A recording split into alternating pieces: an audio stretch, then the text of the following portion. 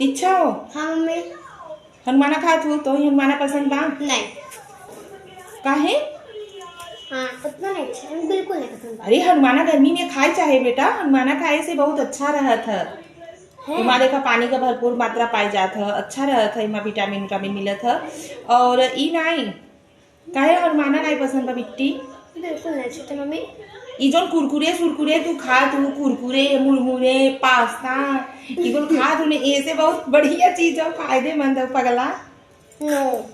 ले एक पीस खाई ले। नहीं मम्मी। एक पीस ले यार, एक पीस अच्छा खाई बस जाए। एक पीस में छोटा सा।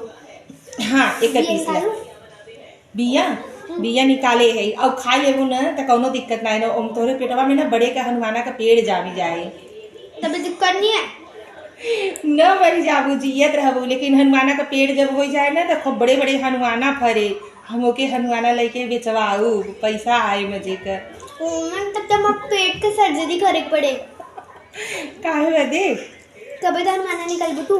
ले अब प्लेट ले आओ। नहीं ऐसा कोनो बात नहीं ना बिया, हम मम्मा के निकाले ही, प्लेट ले आओ, दादा दादी के भी दे दी। देखो अरे काखे हो यार, ओके निकाल के खा लेबू कि देख के कि अब हम कितना बिया निकल गई।